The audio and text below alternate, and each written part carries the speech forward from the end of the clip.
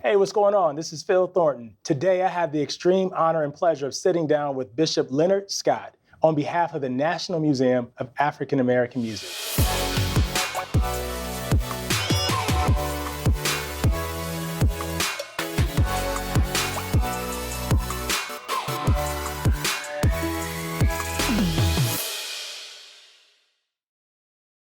So, Bishop Scott, thank you for sitting down with me today. Oh, man, thank you for allowing me to be a part of what is happening with the National Museum, man, of African American Music. That's awesome. It's incredible. We're just going to say NMAAM to make it short, because that's a lot of words for us up here. So we're just going to say NMAAM. NMAAM. NMAAM. Right, got it. All right. So tell me this, how were you first exposed to music?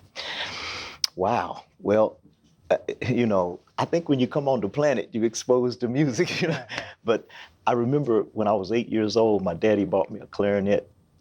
And I guess that was my first exposure to it. It's amazing. I have a brother and a sister, and they both got piano lessons. Somehow I got left out for the piano lessons, but I'm the one that kind of got it.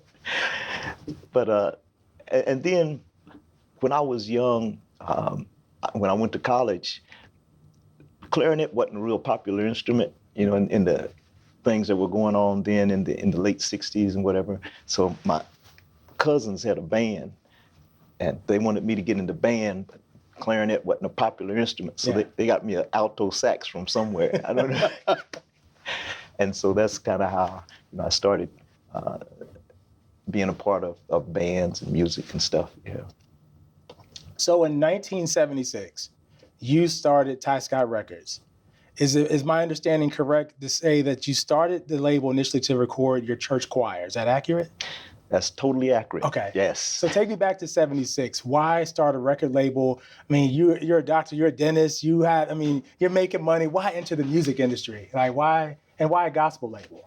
Well, I didn't call myself entering the music industry. What happened was our church choir did a recording, and my attorney said that, well, you need to incorporate, because at that time the dental practice was going. I think we had a couple other businesses, and he said, if somebody would sue you and say that you stole their music or whatever, if it wasn't under this corporate entity, that's all they could touch. But otherwise, they could. And so that's why we incorporated in the first place, to have a label. It wasn't really to start a label. And then after that, other artists came to us and asked if they could get on our label, and it just kind of grew. Now I can look back in retrospect and see that, God is doing something here, but at the time, it was just happening. So this is amazing. And I, as an executive myself, I just want to thank you, because I look at people like you, Bishop Scott, as the reason why I even have an opportunity to run a label, because you paved the way to show that people that look like me can actually sit in these top seats. So thank you.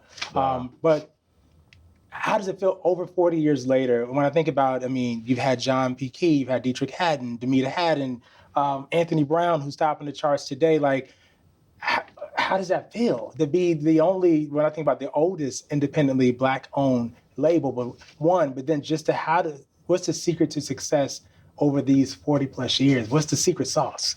Yeah. I wish I knew. I tell you, and I don't know if you remember Al Hobbs. But one time he made the statement. He said, "You know what? Everything the label puts out, you feel like it's a hit, And as you know, it's not always the case. Not always the case. No. And he said, when God smiles on it, it's going to be all right, Yeah. And so God had just smiled on us, man. It's been times, that we should have been gone. I can remember back when John Key had the top recording. He was number one. We were on the top. And our distributor went bankrupt on us. Wow. Yeah, wow. He owed us like over $300,000 to pay all our bills with, and he said, he called me, I never will forget, he called me on a Friday and said, y'all are doing good, but the rest of these labels, they're not doing good. He said, we're going out of business. And he said, it's not a reorganization. He said, we're going totally out of business. Wow. This was on a Friday, and they were going to be out Monday. So I went to praying, man. Praying hard. Yeah. And God brought us out. He brought us out. But you know, it's to the point where I can say, you know, it was totally God. It wasn't, because I couldn't do that. You know, I couldn't do that. Yeah. So thinking back, I mean, like I said, you've been in this for over 40 years. A lot has changed in our industry. Oh, yeah. What do you think the role of a record label is today? Totally changed from what it used to be. I believe the internet, computerization has leveled the playing field, you know, to where it used to be back in the day. If you didn't have a label, it was going to be real hard for you to get almost anything done, because there was no other way to get in to be exposed, you know, to the amount of people that you needed to be exposed to, except through basically having it played on radio and being in stores. You know, that was basically it. You had to do those two things. And today, though, with the internet, It's the Wild Wild West. yeah, it's people are making it without the stores and without radio. You know, having major hits, and now the labels are looking them up. You know. You get 2 or 3 million hits, you know, looking you up. You know what I'm saying? It's a little different. The dynamic has changed quite a bit. Yeah. What over the 40 plus years of Tyscot, some of your most fondest, proudest moments, memories that come to mind? I can remember back in probably the early 80s, we were struggling. I remember going to the GMWA. They had Announcers Guild, which was the most concentrated place where you could get in front of a lot of radio announcers at the same time, you know. And all of the record companies would bring their albums, you know, and present them to the announcers, and they would sit there and look at you like, and man, I was sweating, you know. Because if they don't play my records, you know, nobody's going to hear them, and the stores are not going to take them. And I remember a young man by the name of Reverend Bill Sawyer. He was the chaplain of the Announcers Guild at that time. After my poor presentation, he came up to me and put his arm around me and said, you know, I like you. You know? I said, I'm going to help you. So he had this record. It was called Something Old, Something New. And he had an old lady over 90 years old singing this song, Jesus Keep Me Near the Cross. Yeah, big hit. And he said, you know, I got a church to run. He said, I can't, you know, I'm gonna give this to you, to your label, and y'all just take it, you know. And that was a moment that showed me that, because before, you know, nobody wanted to play any of my records, no stores wanted to take them in, but now they were calling me. I mean, you got that Bill Sawyer? Yeah. You got that? And so it showed me that if you have something that people want, you know, you can make it, you know. Absolutely. Switching gears a bit to NMAAM while we're here. Right. With NMAAM set to open in the summer of 2020, can you explain the importance of a cultural institution such as this in this day and time? Oh, man. Yes, I tell you. See, museums are basically about history. And basically, if you don't know your history, you don't know who you are, you know? And it's hard, if you don't know who you are, to know where you're going. And I believe that it's going to show the younger generation that's coming up, you know, that may not be exposed to what we had to go through back in the day. That wasn't that long ago. Oh, no, no. To get where we are today, and to get where we can be, you know. But oh yeah, man, I can. There's some things in the past, you know, that are really kind of scary. But God had brought us through, and the museum, I believe, is going to be a tool, an instrument, in order to help us to get to the next level. Agreed. Tell me this: why is it important for the general public to have an understanding of the history and roots of Black music and its influence on American genres? You know, it's interesting that as time goes on, it seems like here in America, a lot of the musics are kind of, coming together and fusing. It's a little harder today. I can remember, the time when you could tell, a certain type of, but it seems like a lot of the different genres there was a time when certain people wouldn't listen to certain types of music, but they listening to them today, and doing certain, and including those beats and those chords and those rhythms into the music, and it's all kind of coming together, almost like our society should be coming together, It's good. When you look at the musical landscape today, how do you think it's been influenced by previous generations? Wow. I believe that our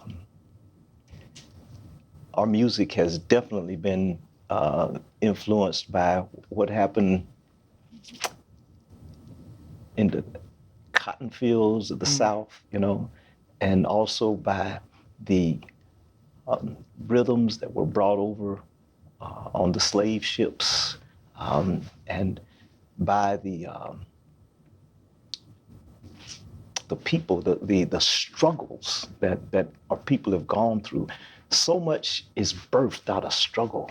So much is birthed out of pain, that has been a big influence on what we have today. Yeah. How have the varying genres of music shaped your approach to the craft? Okay. When I came up, I never will forget a conversation I had with my dad when I was young. The Beatles were big, and I was telling my dad, how my band, we was going to be big as the Beatles, And I remember my dad looking at me saying, "That ain't music." He said, "Duke Ellington, that's the man." And here's the deal, and as a youngster, it was hard for me to relate to Duke Ellington because I didn't come up under that era, and it was hard for him to relate to, some of the people I was listening to, because that was after his era. And I believe that every generation has a sound, and I believe that the sound that generation has is influenced by sounds that came before. Agreed. Yeah. So Tyscot continues to win countless awards, number ones on the charts. I'm normally battling with y'all for number one spots on the radio charts. So I see the impact that your label continues to have 4+ decades later, which is amazing. What do you attribute to your staying power? Like, what do you attribute that staying power, that longevity to? Like, what is that? How is that even possible? Well, I don't want to sound over religious or anything like that, but I believe God, first of all, has smiled on us. I've been prophesied to by bishops that our label is different. Our label is appointed by God, and I believe that has a lot to do with it. I believe also that good people, God has placed good people in our company. That makes a difference. That makes all the difference in the world. And your son is currently running Brian, who I love, and my buddy. He's pretty much president or running the company, and has been. Yes. Can you take me back to that? Because I think he started as GM years ago. I mean, he wanted to take us back a little bit, just because I love the whole the family dynamic as well. Well, here's the deal. So I'm a dentist, and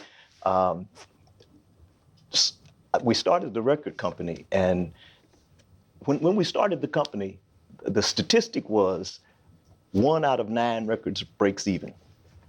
Now, I haven't looked up the statistics, and probably too much different today, but that's not real good. No. I mean, you probably do better going to Las Vegas and rolling some dice. And so I'd meet with my accountant every year and sit down, and we'd go over the different things, and he'd say, "Well, dental practice is doing good, this business is doing it." I always get to the record company and say, "You need to shut this down." this is just draining the rest of them. And I would tell him, well, I enjoy it. It's something I like to do. And tell him, you like to golf, so I like to do this. And so Bryant was supposed to go to dental school. He had gone through he had one class to take, in fact, one of the required classes to take. He was going to take that in the summer. He was already accepted into dental school, pending him passing this school. And he comes to me and says, Dad, the Lord told me to help you with the record company.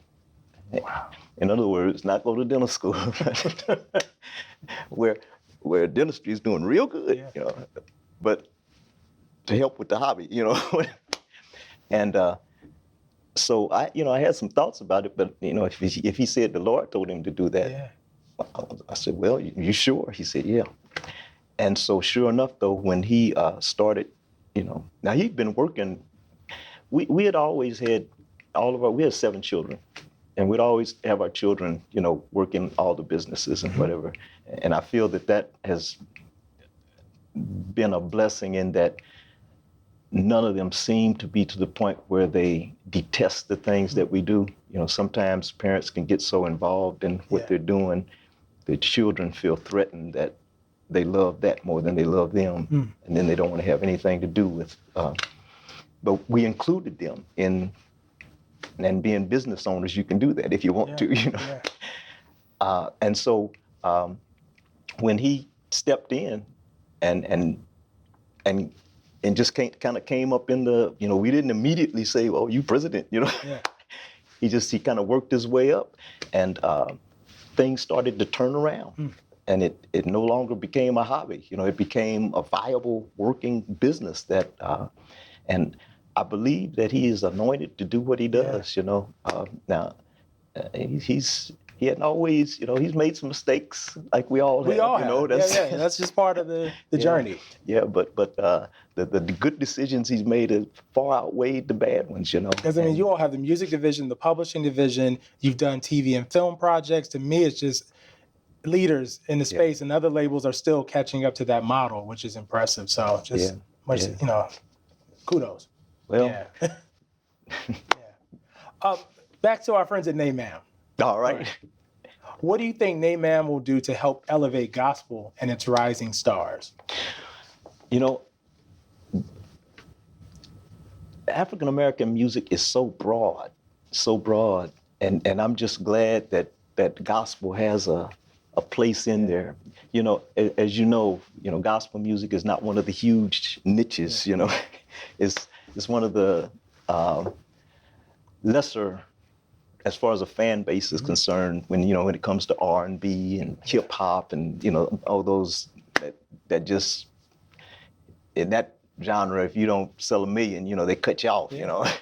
Whereas in gospel, man, you do 20,000. Hey, we celebrate. Everybody getting lunch today.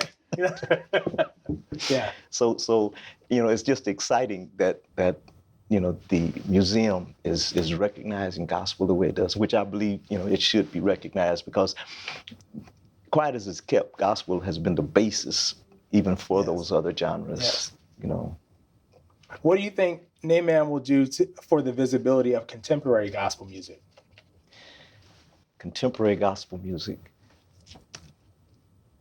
I think, it's going to be able to showcase it and let people that probably are not exposed to gospel, see that because, the thing about gospel music is, which is so exciting, is that it's not really defined by the sound of the music as it is by the message of the music.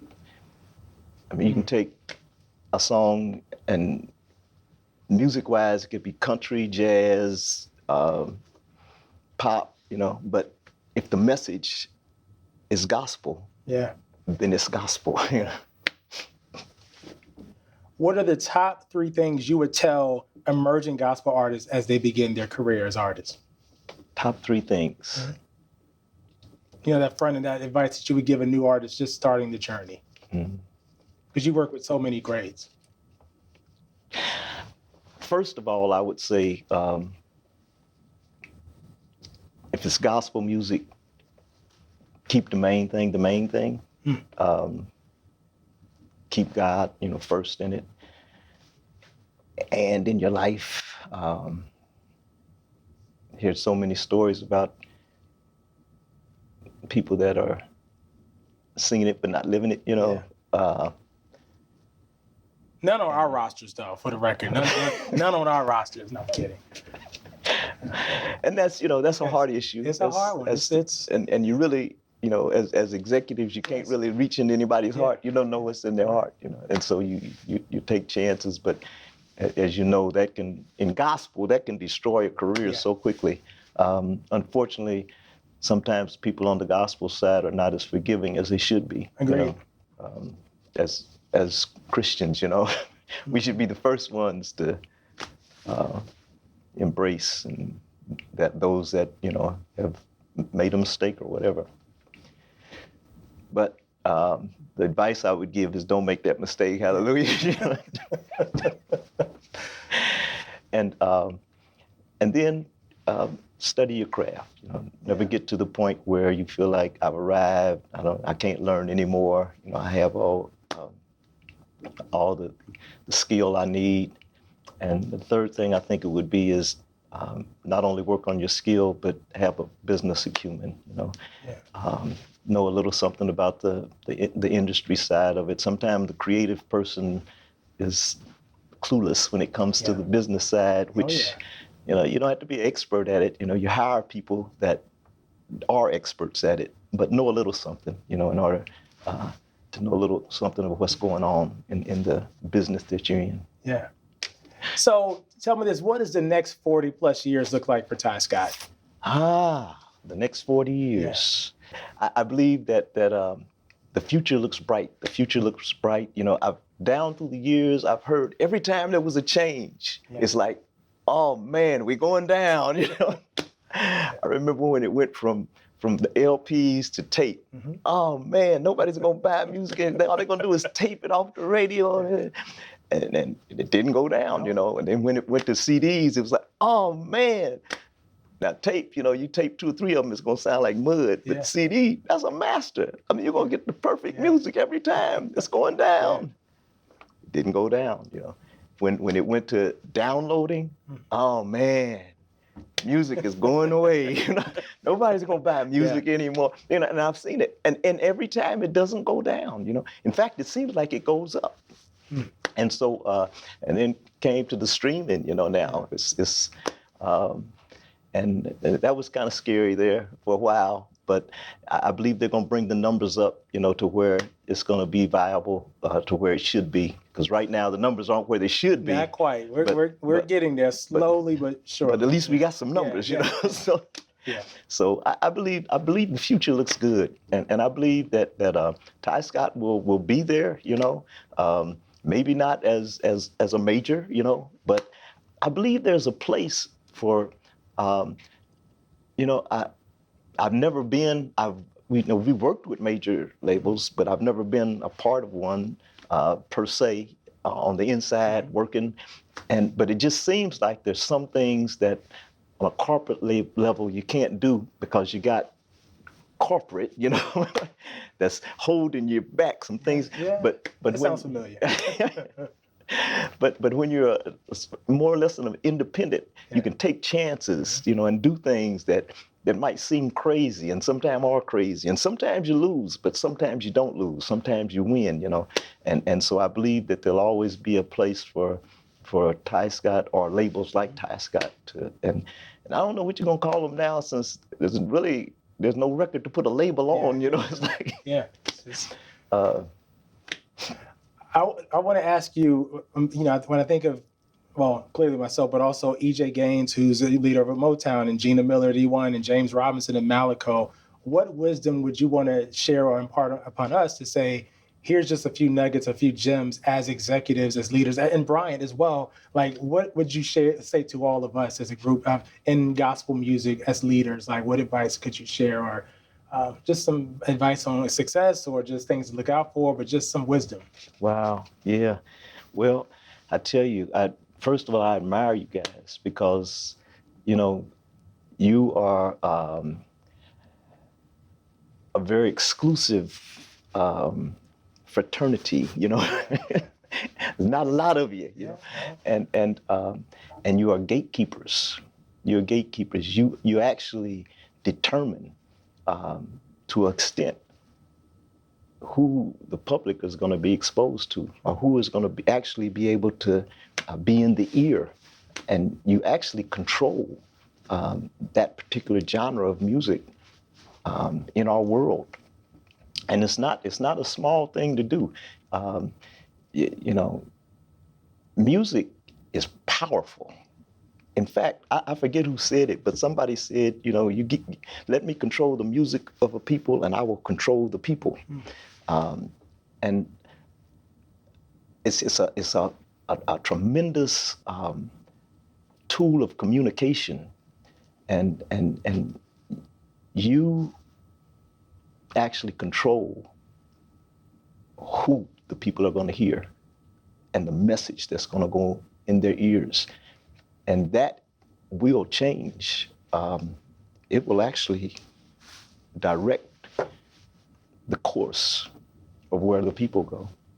And so, yeah, you have a tremendous mantle upon you. Wow. Bishop Scott, thank you so much. Bless you, It's been man. amazing. It's been amazing. Thank you for your time. Yes, sir.